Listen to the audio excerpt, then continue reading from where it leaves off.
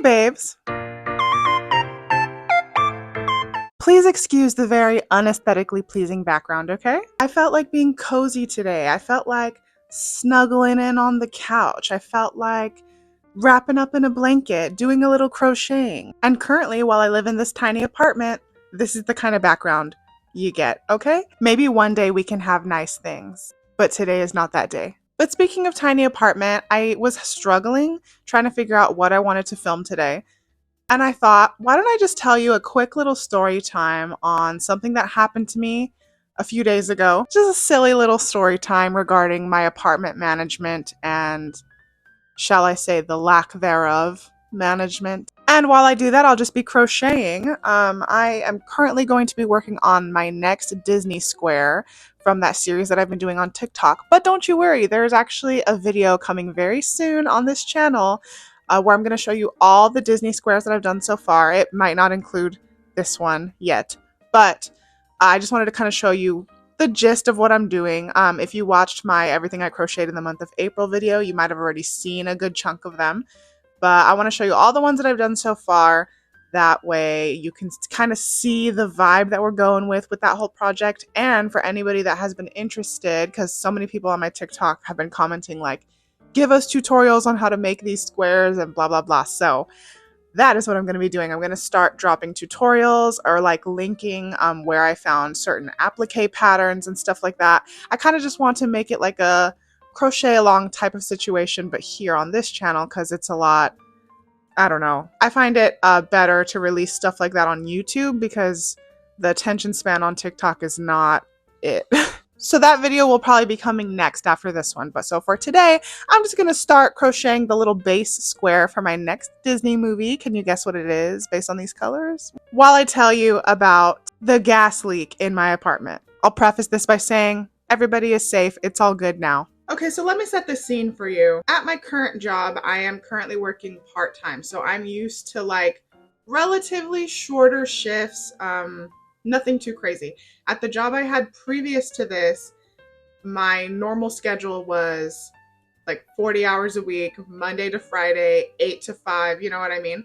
But so this job that I'm at currently is part-time and the shifts can be kind of all over the place. On Monday, I might go in like 8:30 to 3. And then Tuesday, I might go in like 11 to 5. And then I might have Wednesday off. You know what I mean? So it's kind of sporadic. It's all over the place. I usually know my schedule like a decent time ahead of time. So it's not like anything too bad. I actually kind of like it because it leaves me time to be able to work on stuff like this, like for my YouTube channel and my TikTok. But with that being said, since I've been out of the 8 to 5 routine for so long, imagine my horror when I had a shift where I was going to be going in 8 to 5. I'm just not used to it anymore. I'm like, ugh, you know. So I was kind of dreading the shift already. It actually ended up being like a pretty cool day. Like the coworkers that were there were like the fun coworkers, you know what I mean? Like the ones that you just vibe with. It was nice, but it was an extremely long day. So I finally get off work. I'm ready to just come home and relax. So I live in an apartment complex, and one of the most annoying things about that is that we get one car stall, but we have 2 cars. I have one and my partner has one. And for the type of work that he does, he is like on call all the time. So it's like he could have to just leave in the blink of an eye. And so we tend to save the stall for his car because my schedule is more predictable. Like I know once I'm home, I'm not really gonna have to go anywhere. So usually when I get home, I have to like search for parking that's uncovered, so kind of like a guest parking. The later it gets in the day, like closer to 5 or 6, it is so freaking hard to find a parking. I'm exhausted. I finally get a parking. I walk up to my apartment and I'm ready to just come in, flop on the couch and just breathe. So imagine my horror when I open the door to my apartment, take one step in, and I smell gas, like super strong. Never smelt it before. I was like, what the heck is going on? Where is that coming from? I start walking throughout my apartment trying to see if I can place where it's coming from, but I can't figure it out. The entire apartment just smells like gas, and the windows are open, but actually our patio door is closed, and that's like the biggest window that we have. I open it, I step out, and I'm like, okay, I don't smell it out here. And I step back out the front door and I'm like, well, I don't smell it from here either. I only smell it inside. So it has to be coming from in here somewhere. So I get kind of like freaked out a little bit. Here's where I start to get PO'd. I don't know if like all apartment management sucks or if it's just mine. It can't be just mine. I feel like I hear horror stories on TikTok all the time. I step out of my apartment and I'm like, okay. I start calling the apartment leasing office, like, management. When I tell you, I called about 7 times and it went to voicemail every time. Not right away. It was ringing. It just kept going to voicemail. I was like, what is happening? So then at some point, my neighbor gets home from work and she starts like walking up to her apartment. She lives right across.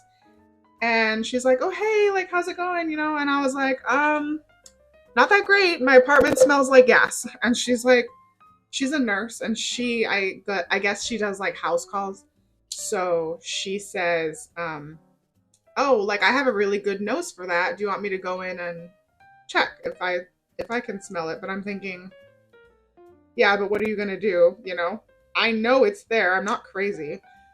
But I let her in. She's cool. So, she comes in and she's like, oh yeah, like she does smell it, whatever. Anyway, long story short, obviously she didn't really help me with anything, but she was nice and she did confirm my suspicions. I tried calling the apartment office a couple more times and still no answer. So I'm like, okay, I'm not just gonna stand out here. So I start marching my little happy booty to the office. I walk in there pissed off and everybody in the office is just kind of like, oh, hey, what's up? What's up? I tell one of the girls that's working in there, I just called about 10 times. Nobody answered. And I can hear the manager in her office say like, oh, the phone never rang.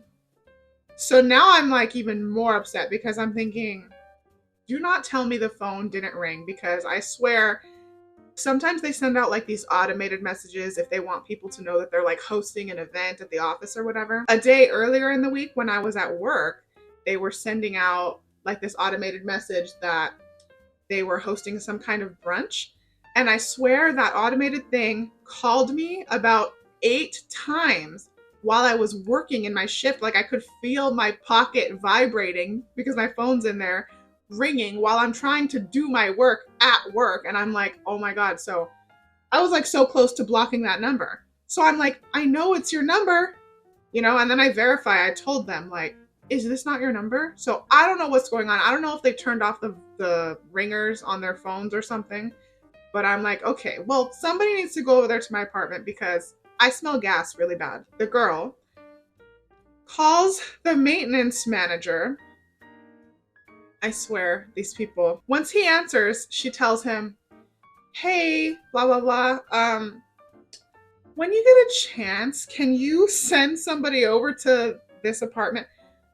And I'm thinking, when you get a chance, I smell gas in my apartment but luckily, I don't like the apartment manager all that much because I feel like she's kind of not helpful, but she stepped up and did what she needed to do. And she kind of like interrupted that call and like yelled like, no, not when he gets a chance, like ASAP. They tell me, okay, he'll be right over. So I come back to my apartment. Obviously I stay outside of it. Finally, like 5 minutes later, like no sense of urgency, this guy's walking over. He comes into my apartment.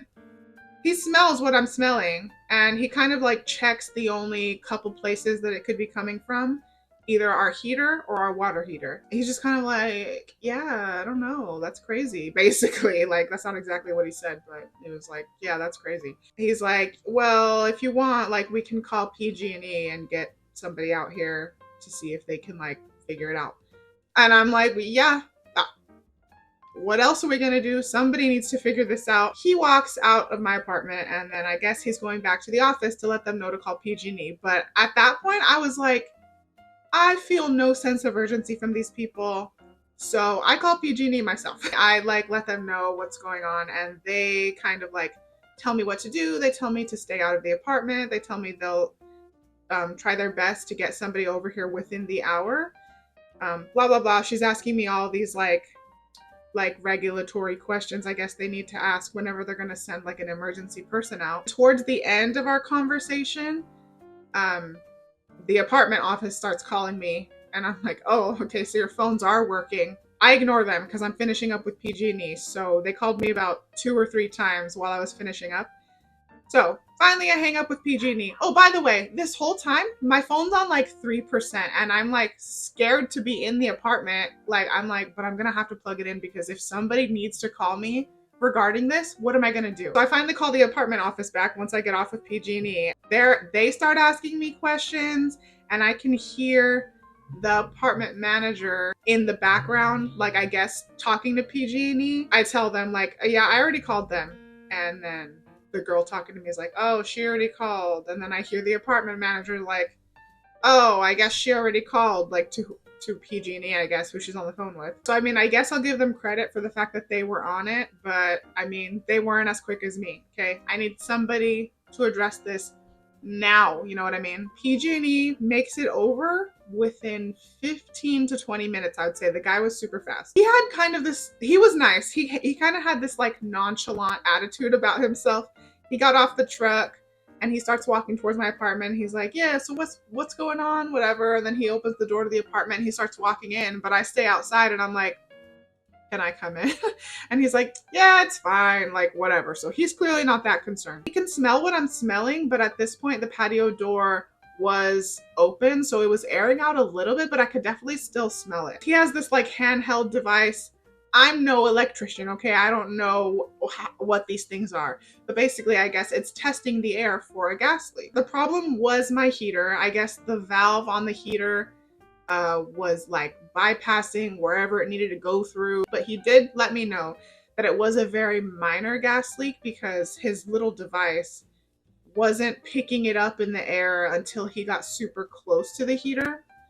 So I don't know if my nose is just super sensitive, but I mean, even the maintenance guy from the apartments was able to corroborate, like, it did smell like gas in here quite a bit. He gave me a notice to give to my apartment management that somebody either needs to come replace that valve on the heater or just replace the heater altogether. And yeah, so I was like, okay, so I'm gonna be without a heater for a couple days, but like no biggie. We're in the month of May. It's not super cold anymore. So the only time I really turn on the heater is like first thing in the morning to kind of take the chill out of the air, or like at night if it gets really chilly. I call my man to let him know like everything that happened. And I have this notice and I'm like, okay, you know what? I'm gonna go take it to the apartment office right now. And when I tell you, this was just the freaking cherry on top that pissed me off to no, ooh, I can still feel it. Like the situation is resolved now and I'm still so pissed off. Office hours are from 8 to 5. Oh, you know what? Maybe it wasn't a day that I worked a full shift because I think I got home around 3:30. Regardless, I remember I was super tired from my shift. Okay, that's what I remember. Like my shift was, it was one of those wild days. But yes, I do think I got off around, oh, I remember what happened. Okay, scratch what I said in the beginning of my story. It wasn't the day that I had the full shift. It was actually a day that I got off at 3 and I was actually really excited to be getting off at 3. And what happened was I actually ended up leaving around 3:20 because I think when I was counting my till at the end of the night, there was a difference and I couldn't find it. And that pisses me off because I'm a perfect balancer, okay? I never have problems counting my till. I never really have differences other than maybe like a few cents, you know? And so it was just, it irked me that there was a difference that couldn't be found. That's what happened. And then I got home and that's when I smelled the gas and whatever, because obviously if I had gotten home around 5:30, then the office wouldn't have even been open, because here's the thing. Office hours are from 8 to 5, okay? Keep that in mind, 8 to 5. So this whole situation begins around 3:40. When I tell you this PG&E guy was fast, he was, because he resolves the issue very quickly, and then he gives me that notice, he leaves, and I let my man know what happened, and I am like, okay, I'm gonna go ahead and go take this notice to the apartment office because it's 4:40 right now. So they're still open, and I'll just like let them know what the PG&E guy said. Imagine my shock when I go back to the apartment office and the sign says closed. It's 4:40. And right under the closed sign, it says like the little office hours. Every single day, 8 to 5, 8 to 5. The only day that they're closed is Sunday. So I'm like, no way. But then I thought, oh, well, maybe they're in there and they're just like packing things up. Maybe they want to like get out of here kind of early. Like I've been there, I get it. And they just don't want like random people coming in to disturb them and they're trying to leave early, whatever. So I knock on the door, no answer. So I knock again, no answer. Like a freaking creeper, I like press my face to the glass to look in, and all the lights are off and nobody's there, and the manager's door is closed and it looks like everything is locked up. And I'm like, there is no way in hell that you people close the office early when you know that I'm dealing with an emergency over here. Like, there's like actually literally no way. Like, I'm not seeing this, right? Granted, by this point, no, I was no longer dealing with an emergency. I'm just without a heater now. And I mean, the PG&E guy fixed the problem. I have all the fans blowing. My windows are open. So yeah, I mean, the situation is pretty much resolved. I just have this notice that says I need a new heater. And that's all I was going to do, was drop it off and kind of discuss with them what happened. But like, there's no way you people just left 20 minutes early when you know that I'm out here dealing with this. Like, it's insane to me. Like, there's no way. And this is the reason why I don't like the management of my apartments, okay? And by the way, nobody can come at me for this, because I'm not saying what city I live in. I'm not saying where I live. Like, you, if you're watching this, you can't say that I'm talking shit about you, because I haven't said any names or anything, okay? But here's the thing. This is the reason why I don't like the management of these apartments. It's because they half-ass everything, okay? It doesn't seem like anybody takes any pride in their job. And listen, I get it. Like, I've been at places where I don't like the work, you know? But what do I do in those situations? I either suck it up and do the job, or I quit and I find something else. And I feel like if you don't like your job, you just need to quit and do something else, because I want people that actually like the job that they're doing, or take some sort of pride in it, have some sort of work ethic, good morale, because you manage the places where people live. So I was livid, okay? I didn't even tell my man that happened, because I knew he was gonna get pissed off too, and I'm just like, I'm over it. So I set myself an alarm for the next morning, because I actually had the day off the next day. And I was planning on going over there as soon as they opened the office and being like, excuse me, why did you guys close early yesterday when you knew that I was dealing with a problem? I actually woke up a few minutes before my alarm. So I was up, I was just scrolling. I was just gonna wait until 8 a.m. when the office opened to head over there. And wouldn't you know it, right at 8 a.m., I get a call from the office. And it's the girl that had called the maintenance guy to come over here. So I answer, and she's like, oh yeah, so like, what ended up happening? And I was like, well, what ended up happening was I went over to the office around 4:40 yesterday, and you guys were closed. And she didn't really have anything to say to that. She was like, oh my gosh, I'm so sorry. Like, yeah, whatever. I ended up going over there and gave them the notice that the PG&E guy gave me. And I got a new heater. When they took the old one out, that thing was made in 1979, bro. That thing was older than me. So now we have a heater that was made this year. And the guys that installed it were extremely nice. They only spoke Spanish, but I mean, I'm kind of a no sabo kid, but I think my Spanish is all right. Like, people tend to understand me when I'm speaking it. But the main guy that was here was like really impressed with all my crochet stuff, surprisingly. Basically said like, oh my gosh, I don't really ever see people doing stuff like that nowadays. Like, that's really nice. It's like a work of art. I ended up finding out that he has 3 daughters, all like within the age range between like 8 and like 15. So I ended up giving him a few of my crochet plushies to take home to them, because I was just like, I don't know, he was so nice, he was so helpful.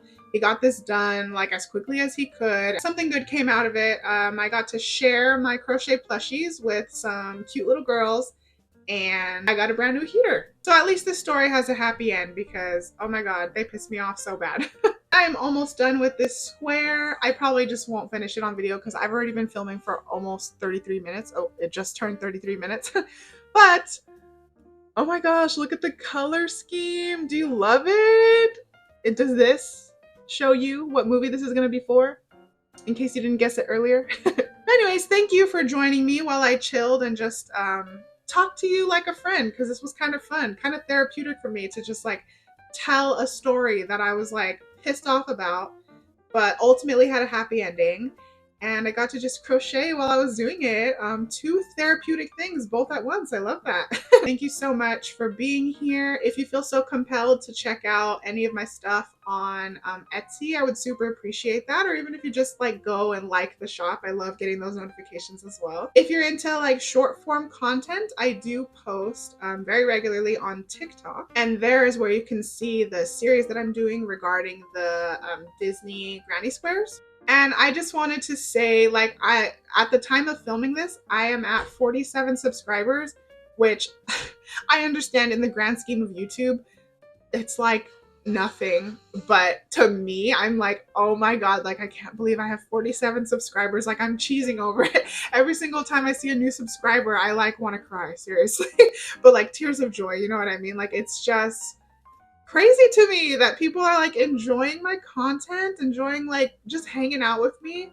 So just know I like super appreciate you being here. I appreciate the comments and the likes. Like, you guys really just make my day with all that stuff. So okay, this has been long enough.